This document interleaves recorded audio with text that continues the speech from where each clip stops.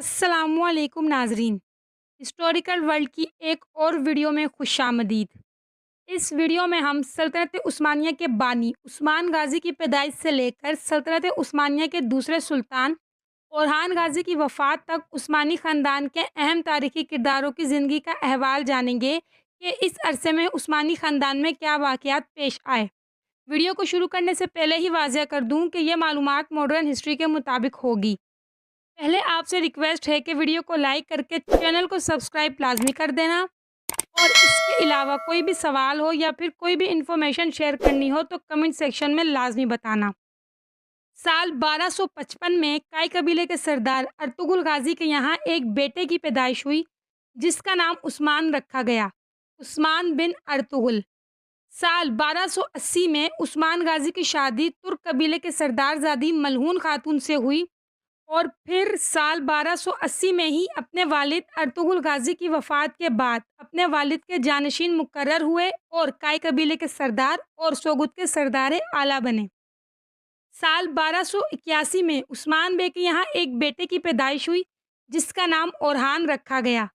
साल 1283 में उस्मान बे के दूसरे बेटे चोबान बे की पैदाइश हुई, और इसके बाद उस्मान गाज़ी की बेटी फ़ातिमा खातून की पैदाइश हुई। साल 1288 में उस्मान गाज़ी ने शेख ऐदब अली की बेटी बाला खातून से निकाह किया। फिर साल 1289 में बाला खातून से उस्मान गाज़ी के बेटे अलादीन बे ने जन्म लिया। इसके अलावा भी 4 बच्चों की पैदाइश का जिक्र तारीख में मिलता है। साल 1299 में उस्मान गाज़ी ने सल्तनत उस्मानिया की बुनियाद रखी और ख़ुद को सल्जोक सल्तनत से आज़ाद उम्मीदवार नामज़द कर दिया, और साल 1299 में ही ओरहान गाज़ी ने पहला निकाह किया। साल 1302 और 1303 में बापियूस और डिम्बूज जैसी बड़ी जंगों में फ़तह हासिल की। साल 1306 में ओरहान गाज़ी के बड़े बेटे सुलेमान पाशा की पैदाइश हुई। साल 1317 में बुरसा का मुआसरा शुरू किया, और साल 1323 या फिर 1324 में उस्मान गाज़ी का इंतकाल हुआ।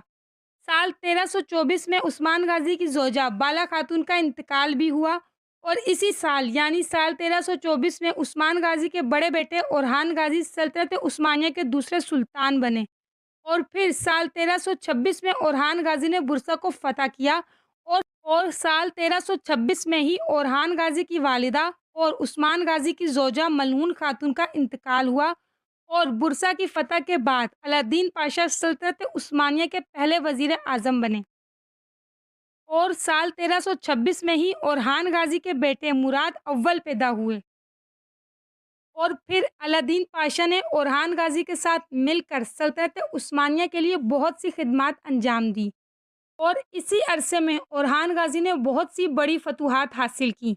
मगर साल 1331 में अलादीन पाशा का इंतकाल हो गया, और साल 1347 में ओरहान गाज़ी की बहन फ़ातिमा खातून का भी इंतकाल हो गया। इस अरसे में ओरहान गाज़ी के बड़े बेटे सुलेमान पाशा ओरहान गाज़ी के साथ फतूहात में शामिल रहे, और साल 1357 में हादसाती तौर पर सुलेमान पाशा की मौत हो गई। मुराद अव्वल ओरहान गाज़ी के साथ हुकूमती मामलात में शामिल रहे, और साल 1362 में ओरहान गाज़ी की वफ़ात हो गई, और उनके बेटे मुराद अव्वल तख्त नशीन हुए। तो ये थी आज की वीडियो। अच्छी लगी है तो वीडियो को लाइक करके चैनल को सब्सक्राइब लाज़मी करना। शुक्रिया।